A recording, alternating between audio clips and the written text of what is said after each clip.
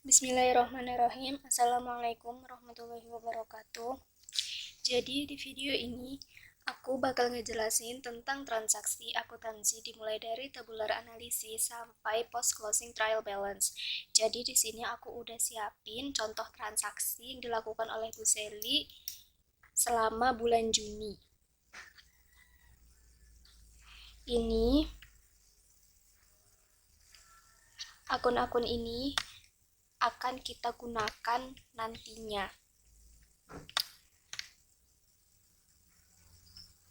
Jadi sebelum itu kita akan membuat tabular analisis. Di tabular analisis ini kita akan menggunakan rumus sum. Jadi ini bisa kita hapus dulu.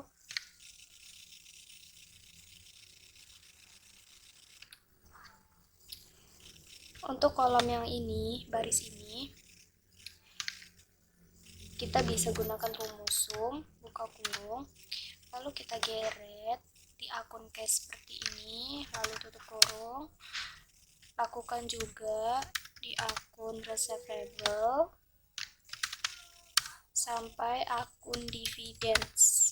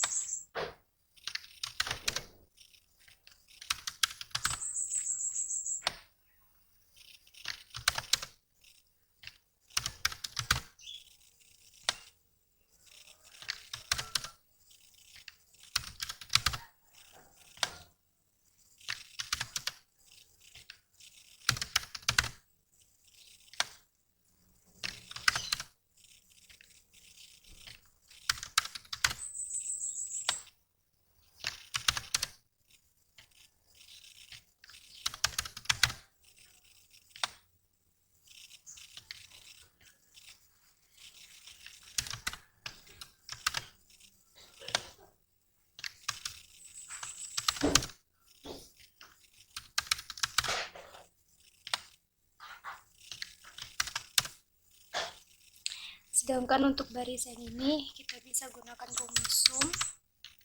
Hanya saja yang kita ambil adalah baris ini, dari cash sampai equipment. Begitu juga untuk kolom yang warna biru, account payable dan salaries payable. Dan yang baris ungu, kolom ungu ini. Sedangkan untuk yang balance, kita gunakan rumus if, lalu kita ambil yang bagian ini, lalu kita tambahkan antara kolom yang biru ini dengan yang ungu ini. Sekarang kita ke transaksinya.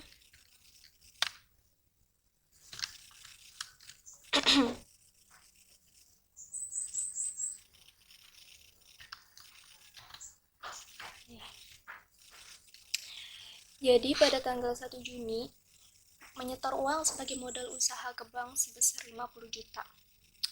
Jadi 50 juta itu akan masuk di akun cash dan juga masuk di akun shareholder capital.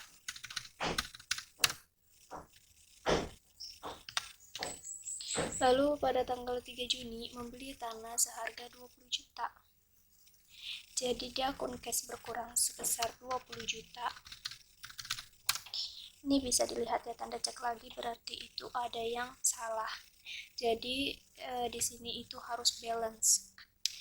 Oke, kembali yang tadi, ini di akun cash berkurang sebesar 20 juta dan di land bertambah sebesar 20 juta.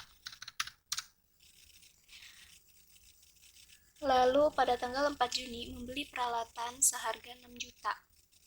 Jadi itu akan berkurang di akun cash sebesar 6 juta dan akan bertambah di equipment sebesar 6 juta.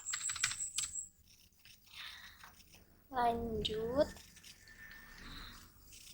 pada tanggal 6 Juni membeli perlengkapan butik secara kredit 5 juta di toko Purnama. Karena ini secara kredit, maka disuplai akan bertambah sebesar 5 juta. Dan di account payable juga bertambah sebesar 5 juta. Lalu pada tanggal 7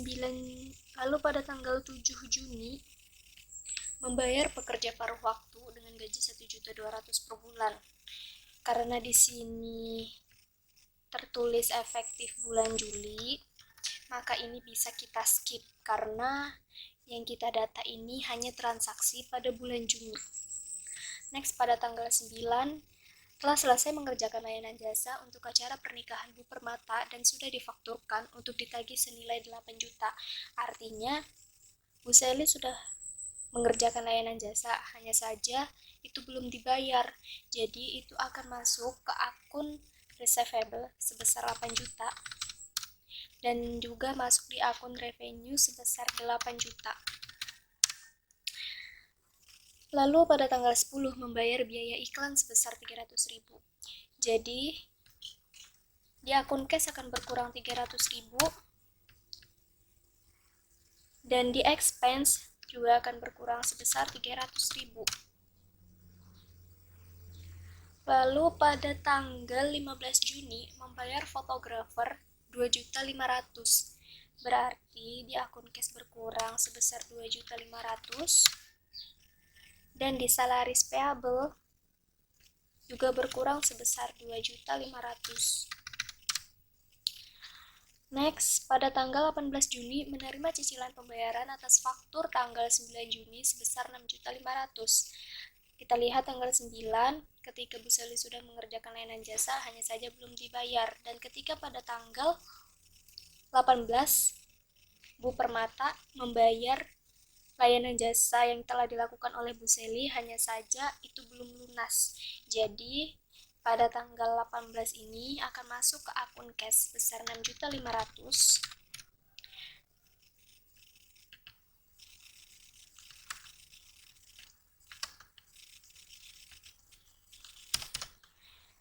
Dan akan masuk di akun revenue juga sebesar 6.500.000.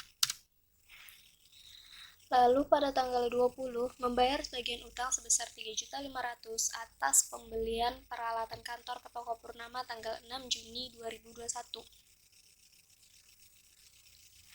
Kita lihat pada tanggal 6, ketika Bu Seli membeli perlengkapan butik secara kredit, dan pada tanggal 20 Bu Seli membayar sebagian utang itu hanya saja belum lunas. Jadi itu di akun cash akan berkurang sebesar 3.500.000 dan di akun payable juga berkurang sebesar 3.500.000. Lalu pada tanggal 23 Juni menjual 3 kupon seharga 50.000 per kupon sebagai bentuk diskon saat berbelanja di butik. Karena satu kupon harganya 50.000 dan yang dijual adalah 3 kupon, maka 3 dikali 50.000, maka totalnya 150.000. Jadi ini akan masuk ke akun cash sebesar 150.000 dan juga akan bertambah di akun revenue sebesar 150.000.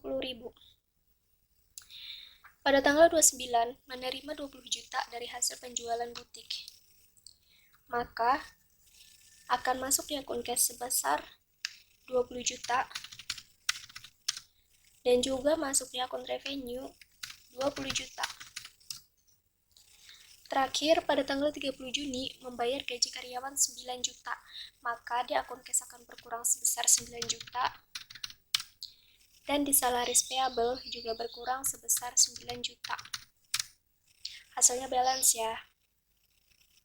Next, sekarang kita akan membuat jurnal umum.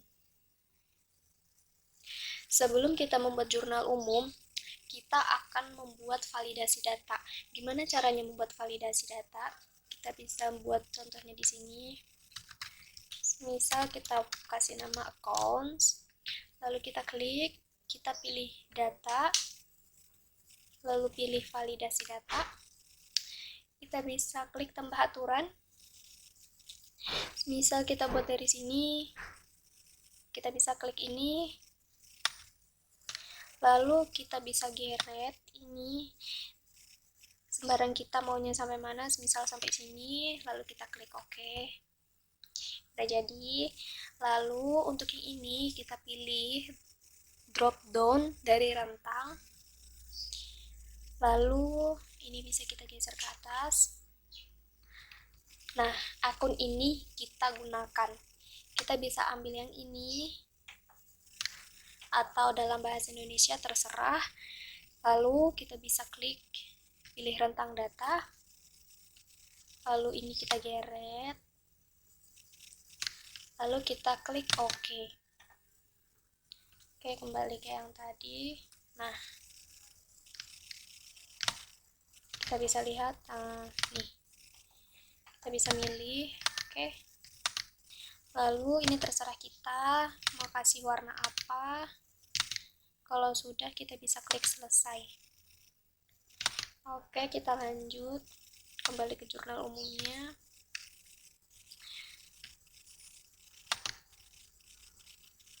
Ini bisa kita hapus, kita mulai dari awal. Oke. Untuk tanggal-tanggal yang tadi kita sesuaikan dengan transaksi yang dilakukan ini ya. Kita lihat pada tanggal 1, kembali lagi, menyetor uang sebagai modal usaha ke bank sebesar 50 juta. Maka di jurnal umum itu akan masuk di sini, masuk di akun cash, dan juga masuk di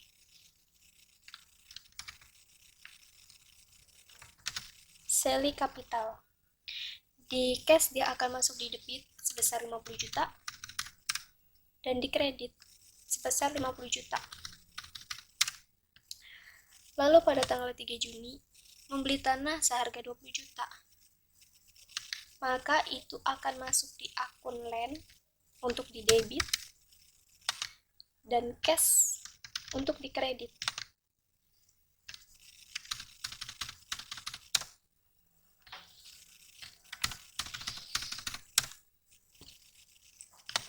Lalu pada tanggal 4 membeli peralatan seharga 6 juta. Maka di equipment masuk di debit, sedangkan cash di kredit sebesar 6 juta.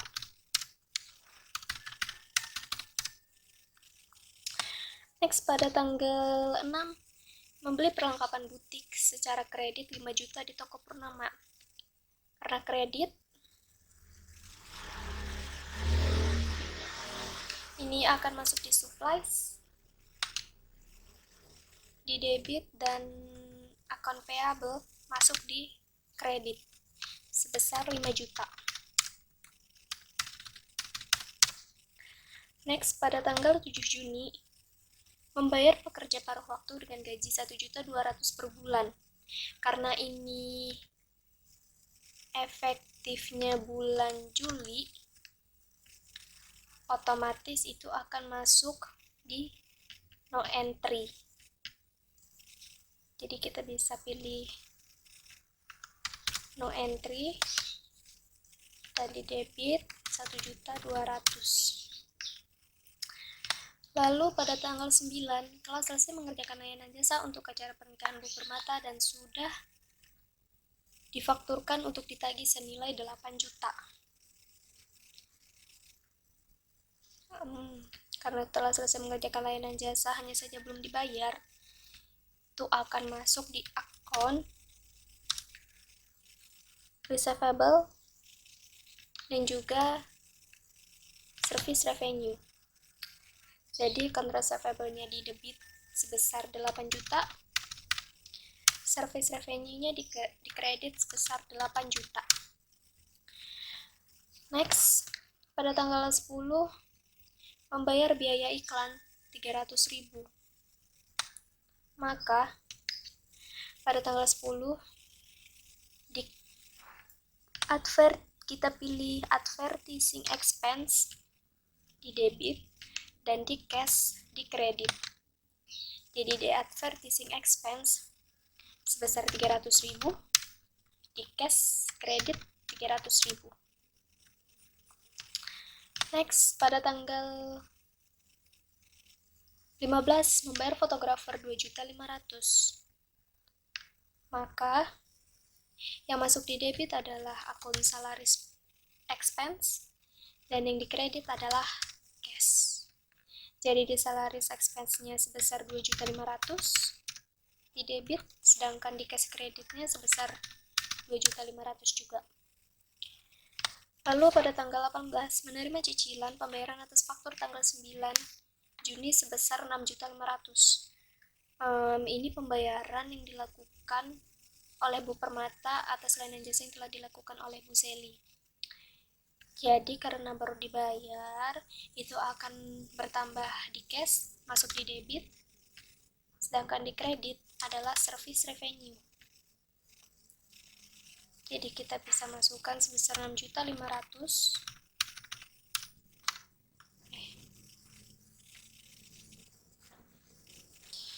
6.500.000. Lalu pada tanggal 20 membayar sebagian utang sebesar 3.500.000 atas pembelian peralatan kantor ke toko Purnama pada tanggal 6. Jadi pada tanggal 6 ketika Bu Seli membeli perlengkapan butik secara kredit, dan pada tanggal 18 itu dibayar sebagian sebesar 6.500.000. Jadi pada tanggal 20 itu account payable akan masuk di debit, sedangkan cash di kredit. Ini sebesar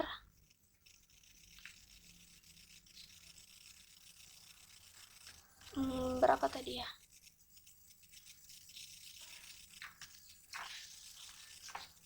Rp3.500.000.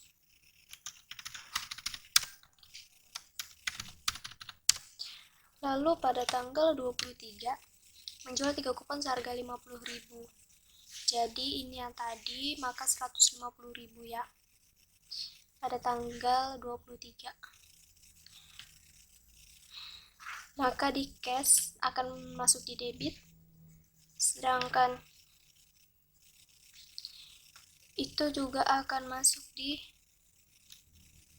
unit service revenue. Jadi ini bertambah sebesar 150.000 dan di kredit juga 150.000.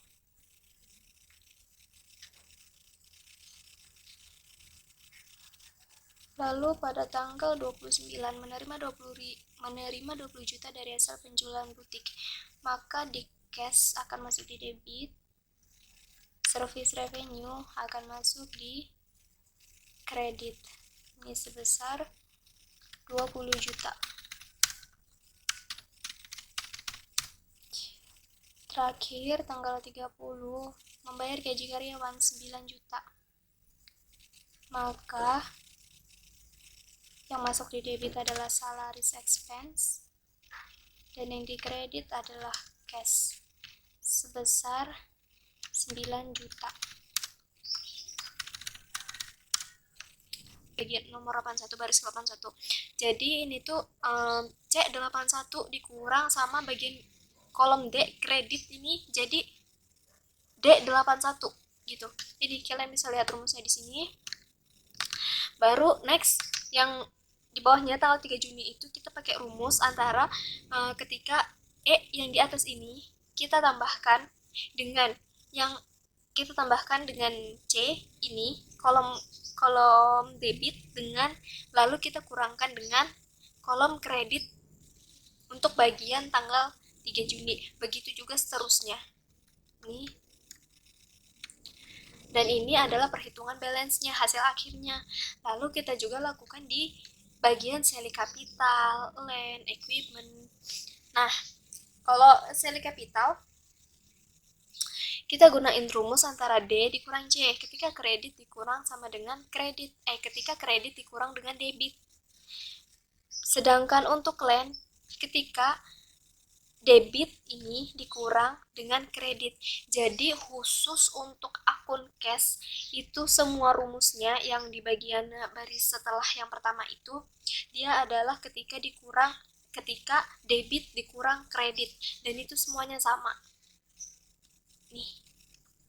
Nah, jika kita semua sudah sesuaikan akun-akunnya, ini sampai service revenue, kita masuk ke trial balance butik seri 30 Juni tahun 2021. Jadi ini kan cash 35 juta nih. Ini kita ambil dari sini. Dari hasil akhirnya penulisannya gimana?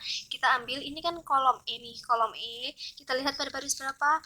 Ini baris 90. Jadi kita tulis di sini E90. Begitu juga akun seli kapital, land, equipment, supply, account payable, dan semuanya kita sesuaikan masuknya di debit atau kredit. Nah, jika bingung, kita bisa kembali ke sini. Nah, kita bisa lihat di sini masuknya di akun debit apa kredit gitu. Nah, sekarang next, karena ini misal kita udah sesuaikan semua. Oh, untuk hasil akhirnya ini semisal yang ada hitungan 2 gini, ini kan kita ambil hasil akhir ini nih. Lalu kalau misalkan ada yang seperti ini, nah seperti ini, kita lihat ini kolom E nomor 111, berarti kita lihat ini akan payable. Jadi di sini masuk ke kredit E111 gitu. Kita ambil yang paling akhirnya pokoknya.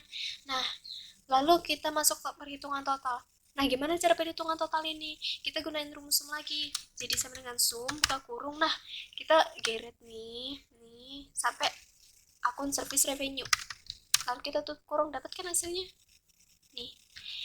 Lalu untuk yang di kredit juga sama. Nih. Lalu kita tutup kurung. Nah, ini hasilnya harus sama, balance. Nah, gitu. Oke. Sekarang kita lanjut ke prepare the adjusted trial balance. Ini kita ambil dari akun-akun yang udah kita gunakan sebelumnya, yang jurnal umum, pokoknya yang kita pakai sebelumnya itu. Nah, ini kita ambil dari mana? Ini kita ambil dari ini yang terakhir kita kerjain, posting ke buku besar ledger. Nah, ini dia F168 ya kan, nih kita ambil. Gitu juga nih kalau misalkan kayak yang ada 2 tadi nih, kayak gini ya, untuk akun service revenue ya. Nih service revenue, nah kita ambil di bagian akhir ini F212 kan ya, masuknya di kredit kan. Nah, nih kayak ini F212 masukkan di service revenue kredit gitu. Nah, ini kita sesuaikan aja. Terus untuk total ini kita gunain rumus ini sama yang sebelumnya tadi. Nah, kayak gini nih. Bentar ya, salah. Nah, gini.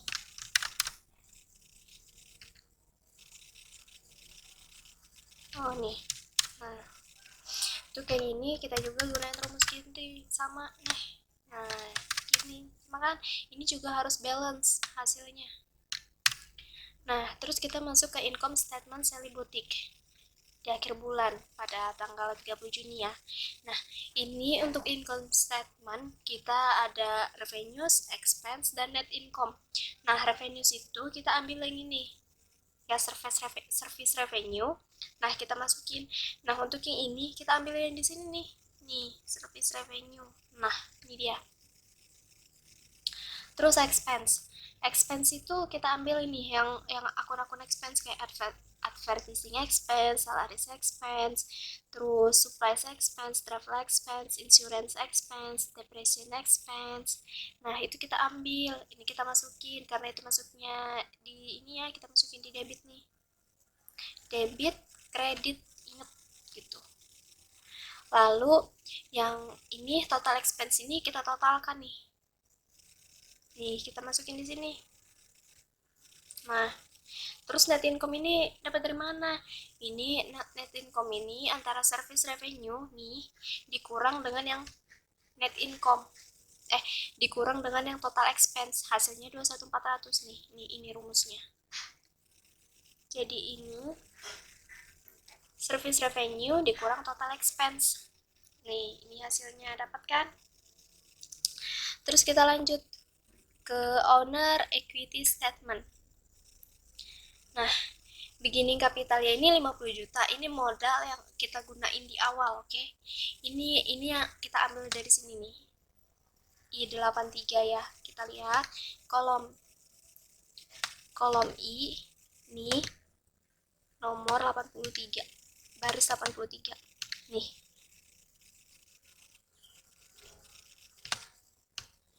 Nah, itu kita dapat dari sini.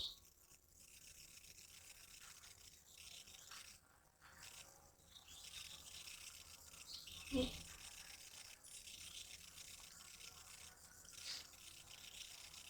Nah, ini dia. Dapat dari sini.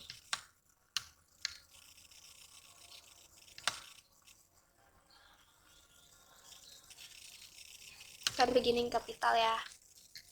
Terus yang net income itu kita ambil dari sini. Nah, lihat G258 nih. Terus investment drawing ini nggak ada ya, jadi kosong nilainya. Terus ending capitalnya ini gimana gitu. Nah, ini gimana, dapat 1.400.000.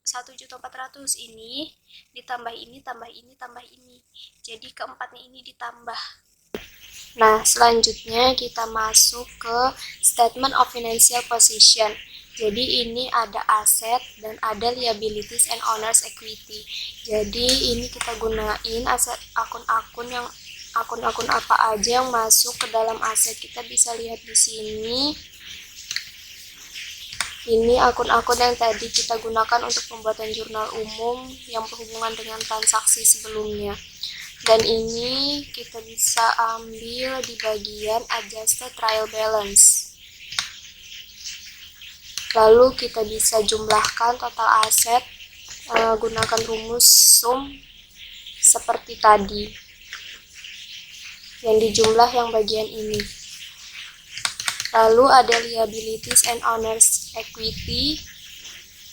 Ada terdiri dari accounts payable, unit service revenue, dan selling capital.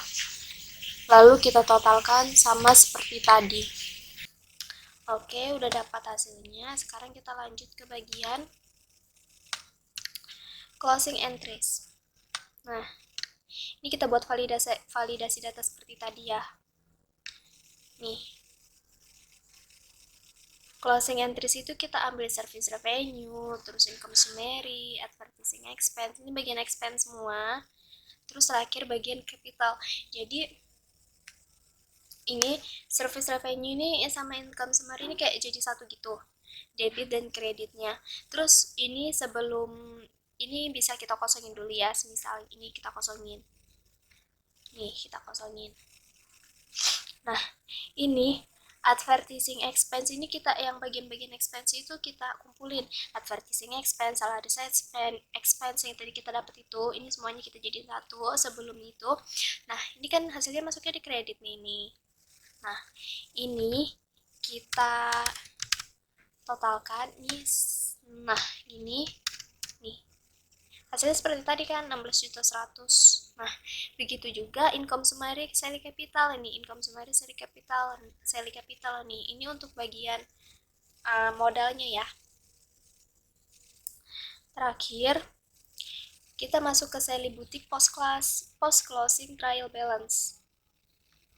Nah, ini bagian akhirnya. Akun yang dipakai itu apa aja? Cash, selling capital, private insurance. Ini kayak akun-akun yang bakalan dipakai untuk bulan depannya lagi gitu. Jadi apa aja yang ada? Ini cash ini diambil dari mana? Ini diambil dari ini. Nah, dari adjusted trial balance. Kita ambil kolom-kolomnya dari situ. Ini semuanya kita ambil dari situ. Kita totalkan sama seperti tadi rumusnya, sum. Nih. Nah, begitu teman-teman. Mungkin itu saja yang bisa saya bahas. Aku akhiri, wassalamualaikum warahmatullahi wabarakatuh.